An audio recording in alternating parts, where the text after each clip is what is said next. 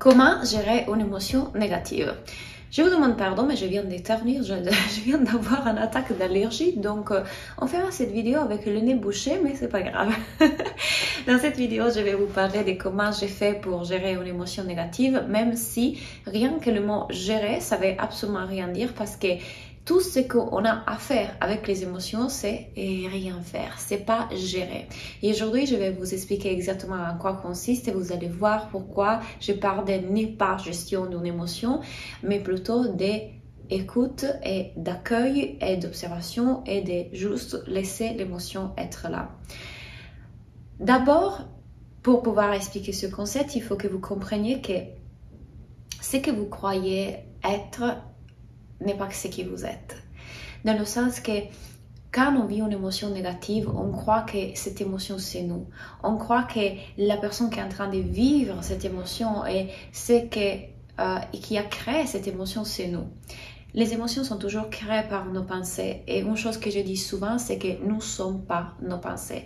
Nos pensées ne sont rien d'autre que notre psychologie humaine, c'est-à-dire notre cerveau. Notre cerveau, nous avons 60 000 pensées par jour et on n'a aucun contrôle sur ça. Ça c'est exactement nous en tant qu'humains, comment on vit l'expérience humaine. On vient sur Terre dans un corps physique, mais en réalité on n'est pas ce corps physique. On vient avec ce cerveau qui fonctionne, qui fait fonctionner ce corps physique, qui fonctionne dans cette réalité, mais on n'est pas ça. On n'est pas tous ces pensées-là. Ce cerveau a immagasiné et enregistré et analysé toute une série de data tout au long de notre vie. Il a vécu des événements qui ont pu créer des traumas, des blessures, des croyances. Il a interprété la vie et créé des données. Notre cerveau primitif, il a ce rôle-là de nous faire d'épargner de l'énergie. Donc, qu'est-ce qu'il fait? Il crée des automatismes. Exemple, pensez-y, quand vous conduisez, vous n'avez plus à penser, il faut faire ça ou ça ou ça. Quand vous brossez les dents, vous n'avez plus à penser, il faut que je fasse ça. C'est devenu automatique pour qu'on puisse épargner de l'énergie. De la même façon, le cerveau, quand il voit certaines situations, il crée des raccourcis et il crée des connexions et il dit si ça s'est passé, il va se répéter. Si ça s'est passé, c'est pour cette raison-là. Il crée toute une série des données, encore une fois, qui font que du coup, voilà comment l'avatar Claudia, le personnage Claudia que je suis dans cette expérience humaine, interprète la vie, voit la vie, considère la vie, comme est en train d'analyser la vie à travers ce filtre, ces lunettes que j'ai aujourd'hui. Chacun d'entre nous expérimente la réalité d'une façon différente. Pourquoi? Parce qu'on est tous différents, on a tous des pensées différentes. En réalité, la réalité est créée par nos pensées.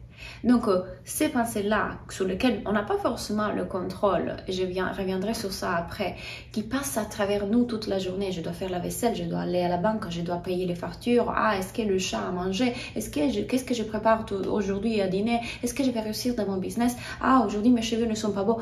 Toutes ces pensées passent à travers nous tout au long de la journée. On n'en a pas le contrôle.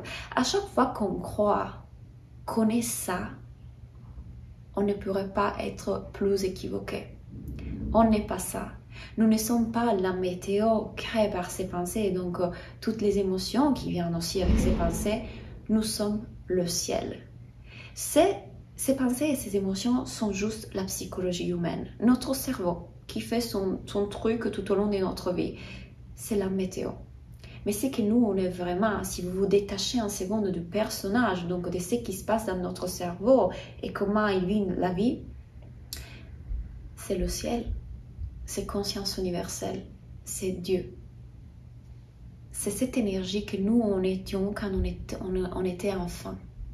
Vous vous rappelez de cette énergie dans laquelle on pouvait fixer un mur, un plafond pendant des heures. Il y avait un non-jugement. Il n'existait pas l'avenir, il n'existait pas le passé. Il n'y avait pas cette voix dans notre tête qui continuait à juger, à interpréter, à dire des choses. Et du coup, c'est qui s'est créé ce personnage. Quand on n'était pas encore ça, enfant, on était tout. Et on est encore ça. Derrière toutes ces programmations qui se sont créées tout au long de notre vie, il y a encore ça. Cette énergie de joie, cette énergie de plaisir, cette énergie d'accomplissement, de complétude, elle est encore en toi. Tu peux la retrouver quand tu arrives à te défaire, déprogrammer de toutes ces choses-là petit à petit. Elle est encore là. Donc, pourquoi je te parle de ça? Parce qu'il te faut comprendre d'abord ça pour pouvoir comprendre comment gérer les émotions. Le fait qu'on comprend que, ok, une émotion négative, je ne suis pas tout ça, ça ne suffit pas pour ne pas la ressentir. Parce que c'est tout le but de l'expérience humaine, et ressentir. Et c'est magnifique qu'on puisse ressentir tout. C'est le but. Bien sûr, il y a aussi des émotions qu'on considère négatives. Et encore, négative, c'est un jugement de la tête. On est déjà en train de lui mettre un jugement. Si on revient à la neutralité de ce qu'il est, c'est juste une vibration dans notre corps, donc une énergie dans notre corps qu'on ressent comme inconfortable. À ce moment-là, ce qui nous fait vraiment souffrir, ce n'est pas autant l'énergie inconfortable que, ok, je la ressens comme inconfortable, c'est plutôt l'histoire qu'on se raconte tout autour de cette émotion. Je ne veux pas me ressentir comme ça. Pourquoi je dois souffrir autant? C'est terrible. Ah, je me suis séparée. La séparation est tellement dure. Oh mon Dieu, je n'arrive pas à avoir des clients dans mon travail. C'est tellement difficile, c'est horrible. Cette émotion de frustration, de tristesse. Tout ça, toute la boule de neige qu'on construit autour de juste l'émotion, qui est juste une vibration, est la chose qui la rend encore plus dure à vivre, est la chose qui nous fait souffrir. Une chose que je dis souvent, c'est la douleur est normale dans notre vie. Enfin, ça fait partie de l'expérience, mais la souffrance est optionnelle. Et la souffrance est induite par ça, par le cerveau. Le cerveau, quand il voit qu'on vit une émotion confortable, il va tout de suite juger, il va tout de suite mettre un jugement, un avis, une opinion et tout le reste. Donc notre travail, la chose plus simple à faire et la plus naturelle à faire, c'est comme les enfants. Vous les voyez, ils vivent leurs émotions. L'émotion passe. Ils sont déjà dans une autre émotion. Une autre émotion arrive, ils sont déjà dans une autre émotion. Parce qu'ils se font traverser par les pensées, comme quand on est en méditation. On est là, on est en train de respirer, et puis un moment, une pensée. Et puis un moment, une autre pensée. En méditation, on dit juste laisse passer la pensée. Nous, avec notre cerveau, qu'est-ce qu'on fait? Une pensée. Et on commence à la suivre partout, et on commence à dire oui, parce que je devais faire ça, oh mince, j'étais en train de méditer. Ok. Donc, ça serait plutôt de faire le même travail, de dire, c'est juste une pensée. Ok, je suis en train de vivre cette émotion, mais je ne suis pas ça. Ça ne veut pas dire que je la rejette, j'échappe, ou je suis en train de dénier complètement l'émotion. Au contraire, je la vis. Je suis là, je suis présente, je l'observe, je l'écoute. Juste, je ne crée pas toute une histoire autour de ça parce que c'est juste une émotion, c'est juste la psychologie humaine, c'est juste mon cerveau, c'est juste mes pensées. Ce n'est pas qui je suis. Qui je suis est déjà en paix. Qui je suis est toujours en paix. Je n'ai pas besoin de faire quoi que ce soit pour revenir en état de paix. Parce que cette paix, elle est juste en derrière, cachée par les nuages de la météo. Et quand je me rappelle, attends, mais je ne suis pas la météo, alors je reviens en paix. Or, il y a un exercice extraordinaire que j'adore quand on est en train de vivre une émotion, que ce n'est pas du tout celui d'aller analyser l'émotion, essayer de la comprendre et pourquoi, de comment. Parce qu'on reste dans une certaine partie du cerveau qui est celle de juger. Alors plutôt changeons des parties du cerveau, revenons dans le frontal qui est donnons une image à cette émotion. Donnons un goût, un poids, une vitesse, une sensation, une couleur. Ça nous permet de passer dans une autre partie de notre cerveau dans laquelle on n'est plus en train de juger, on est juste en train de ressentir. On est juste en train de l'observer, de l'accueillir pour ce qu'il est, on la vit. Et tout ce qu'on veut, c'est de la vivre, pas de l'interpréter, pas d'ajouter. C'est ce qu'il est en ce moment. Je n'ai pas à en avoir peur parce que c'est juste une émotion. Le pire qui puisse m'arriver, c'est de vivre une émotion.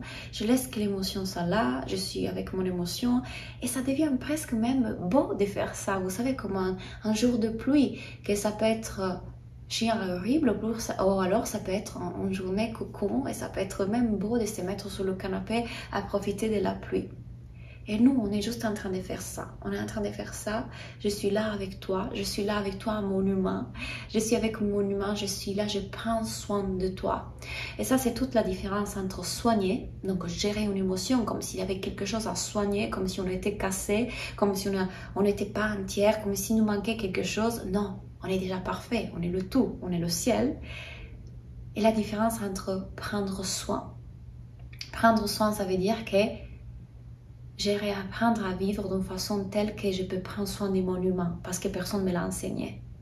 Et ça, c'est extraordinaire et ça change tout. Si vous voulez faire ce travail sur les émotions, sur vous, sur la connexion à cette guidance intérieure, cette sagesse intérieure et sortir de votre mental, apprendre à observer vos pensées, apprendre à les transformer, c'est tout ce qu'on fait dans la Life et Business School. Et moi, je serais ravie de vous accompagner en coaching pour que vous puissiez vous aussi atteindre cet état d'épanouissement, joie, qui est déjà en vous, et juste enlever tout ce qui vous empêche aujourd'hui de le voir. Merci pour avoir regardé cette vidéo. Mettez un like, mettez un commentaire. Venez regarder juste en bas toutes les informations pour la Life et Business School. Et si c'est le cas, moi je vous vois en coaching. Bye.